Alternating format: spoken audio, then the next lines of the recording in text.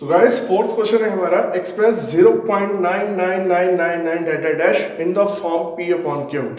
ठीक है ना, इसको P अपॉन Q के फॉर्म में कन्वर्ट करना है। Are you surprise by your answer? क्या आप अपने आंसर से सरप्राइज हो जाएंगे? देखते हैं, लेट्स सी क्या होता है। तो हमने इसको एक्स कंसीडर कर लिया, let x equal to 0.999 dash. ठीक है ना, बार बार आ रहा है या, और हम इसको कैसे लिख सकते हैं, x इक्वल 0.9 बार, क्योंकि 9 ही तो रिपीट हो रहा है बार बार। ठीक है ना, क्लियर है ना। चाहे आप यहाँ से एक काम करो, बार हटा दो, ऐसे डैश ऐसे लिख लो। ठीक है ना, तो इसमें बार बार 9 रिपीट हो रहा है तो 9 बार आ गया। क्लियर है ना। अब आगे आपको पता ही है क्या करना है, इसे इक्वेशन 1 दे दिया, और अब पॉइंट के बाद एक ही डिजिट है ना, तो क्या करेंगे, मल्टीप्लाई बाय 10। तो मल्टीप्लाई बोथ साइड्स बाय 10, दोनों तरफ 10 से गुणा करने पर ये कितना बन गया, 10x इक्वल्स टू, ये कितना हो गया, 9.9। पता है ना कैसे? चलो मैं फिर बच्चे बता देता हूँ, नो प्रॉब्लम। जैसे 0.9999 डैश, आप इसको 10 से मल्टीप्लाई करोगे, 10 में एक ही जीरो है, तो ये जो पॉइंट है आपका, एक पॉइंट के बाद एक प्लेस के बाद कैरी फॉरवर्ड हो जाएगा, ये बन जाएगा 9.999 डैश मीन्स 9.9 बार। ठीक है ना, देखो हर वीडियो में बता रहा हूँ मैं आपको, क्लियर है ना। तो आई थिंक अब तो आपको अच्छी तरह से पता लग गया होगा। ठीक है, चलो आफ्टर दैट यहाँ पे 9.9 बार। ठीक है ना, अब हमने इसको स्प्लिट करना है, 10x equals to 9.0.9 bar. Split करने पर क्या आना चाहिए था, लास्ट में ये आना चाहिए था, 9 प्लस 0.9 बार में आप 9 ऐड करोगे तो यही आएगा, है ना। और जो हमारा लास्ट में आना था वो क्या होगा, इसके बराबर हो गया। अब हमें क्या करना है, 10x equals to 9 plus x, क्योंकि 0.9 बार क्या है, वो किसके इक्वल है, x के। तो यहां पर क्या आ जाएगा, x, और कहां से आया, फ्रॉम इक्वेशन 1 से। क्लियर है ना। अब ये थोड़ा सा मैं रफ कर दूं, नोट कर रहे हो ना। अब ये कितना हो गया, अब x को ट्रांसपोज करो इधर, इधर से इधर, 10x, ये प्लस का x इधर क्या हो जाएगा, माइनस इधर क्या रह गया, 9। ठीक है ना, और ये कितना हो गया, 9s इक्वल्स टू 9 और x इक्वल्स टू 9/9 कितना आ गया, 1। क्लियर है। अब शुरू में देखिए क्या कहा था, are you surprise by your answer? बिल्कुल सरप्राइज हो गए यार। क्यों, ये तो हमारा 1 के इक्वल आ गया, ये सारा इक्वल टू 1 आ गया, जबकि इसे हमने P अपॉन Q में कन्वर्ट करना था। अगर आप इसके 1 फॉर्म में 1 भी लगा दो तब भी आंसर तो 1 ही आया ना, और ये सारा तो नियरली इक्वल टू 1 है। ठीक है ना, सरप्राइज हो गया। एक्चुअली हम इसको एग्जैक्ट इक्वल टू 1 नहीं कह सकते, हम इसे कहेंगे अप्रोक्सीमेट इक्वल टू 1। ठीक है ना, तो हमने आंसर में भी यही लिखना है कि 0.999 is approximately equal to 1। But हमारा सॉल्व करके 1 है, तो हम एक्चुअली मान लेते हैं कि ये 0.9999 ये 1 के इक्वल है। बट कैसे होगा, रियल में क्या होगा, अप्रोक्सीमेट इक्वल टू 1। ठीक है ना, क्लियर है। चलो नोट करो, समझ आ गया ना कॉन्सेप्ट इसका।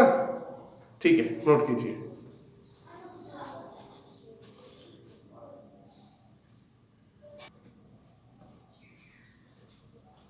आफ्टर दैट गाइस, एक छोटा सा कॉन्सेप्ट में आपको यहाँ पर एक बताना जरूरी समझता हूँ कि जब भी हम डिवाइड करते हैं, ठीक है ना, अब जैसे मैंने 5 को 8 से डिवाइड करा, है ना, 1 को 7 से डिवाइड करा, ठीक है ना। तो करते हैं पहले डिवाइड कर लेते हैं, फिर आपको इसके बेस पर मैं बहुत एक अच्छा कंसेप्ट बताता हूँ। जैसे 5 को आप 8 से 8 डिवाइड करोगे तो पहले पॉइंट आ जाएगा यहाँ पे 50, 8 6 48, 2 यहाँ पे फिर 0, 8 2 16, यहाँ पे 4, इधर से फिर 0, और 8 5 40, ये आ गया। ठीक है ना, तो इसका आंसर क्या आ गया हमारा, 0.625।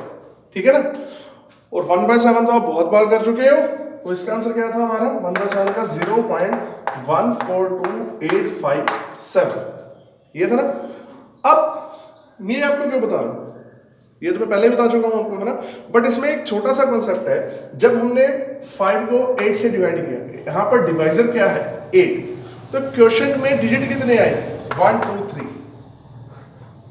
आ गया ना पॉइंट के बाद, क्लियर है, पॉइंट के बाद 3 डिजिट आए ना। अब इसमें हमारा डिवाइजर क्या है 7, तो इसमें कितने डिजिट आए, ये यहां से आप ये 7 से आगे बार बार रिपीट हो रहा था, है ना। तो इसमें क्वेश्चन में कितने डिजिट आए पॉइंट के बाद 1 2 3 4 5 6, तो 6 के बाद ये रिपीट होना स्टार्ट हो गया। जहां से रिपीट हो रहा है वहां तक हमने डिजिट काउंट कर लिए कि 6 आ रहे। अब इसमें इंटरेस्टिंग बात क्या है, ये है कि जो क्वोशिएंट में जो डिजिट होते हैं, ठीक है ना, digits, number of digits in quotient, number of digits in quotient, ठीक है ना, वो हमेशा ही छोटे होते हैं किससे, डिवाइजर से, डिवाइजर से कम होते हैं। कहने का मतलब है जैसे हमने यहाँ पर 8 से डिवाइड करवाया था ना 5 को, तो कितने डिजिट पर टर्मिनेट होगी थी ये 3 डिजिट का आंसर आ गया था, तो जो 3 है वो 8 से छोटा ही है। अब 1/7 के केस मैंने नॉन टर्मिनेटिंग का केस भी देखा, इसमें 7 के बाद फिर से ये सारा रिपीट होने लग गया था, है ना।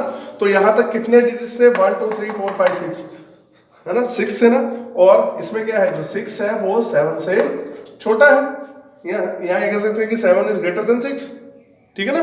तो जब भी हम डिवाइड करवाते हैं किसी को, है ना, तो जो क्वोशिएंट में डिजिट्स होते हैं वो हमेशा डिवाइजर से छोटे होते हैं, ठीक है ना। और मैक्सिमम डिजिट्स कितने हो सकते हैं, मैक्सिमम डिजिट्स इन क्वोशिएंट ये कितने हो सकते हैं बच्चों, ये हो सकते हैं n-1, जहां पर n क्या है हमारा डिवाइजर, ठीक है ना। ये मैक्सिमम नंबर हो सकते हैं, ये ध्यान रखना, ठीक है ना। ये मैं कोई आपको रूल नहीं बता रहा हूं कि n- की, जैसे कोई क्वेश्चन आ गया कि मान लो बिना सॉल्व करे कि 5/8 में इसके क्वेश्चन में कितने डिजिट होंगे, तो आप ये नहीं कर सकते कि 8 - 1 = 7 ना। ये मैक्सिमम नंबर है। मैक्सिमम नंबर क्या, कि जैसे 7 है, जैसे अपॉन में डिवाइजर कितना है 7 है ना, तो 7 से 1 कम, मतलब ज्यादा से ज्यादा 6 तक डिजिट रिपीट हो सकते हैं, इससे ज्यादा नहीं होते। इसका मतलब वही है, ठीक है ना, कि maximum digits in quotient is n-1, ठीक है ना, कि जो भी हमारा डिवाइजर होगा उसको हम n कंसीडर करेंगे, ठीक है ना। और जो मैक्सिमम नंबर ऑफ डिजिट्स होंगे, ज्यादा से ज्यादा कितने आ सकते हैं, डिवाइजर से 1 कम। क्लियर है, समझ आ गई, ठीक है ना। अब जो यही कॉन्सेप्ट है वो हमारे 5th क्वेश्चन में यूज होगा। क्लियर है, तो get ready for the 5th question. चलो ठीक है, करते हैं फिर, नोट कीजिए इसे।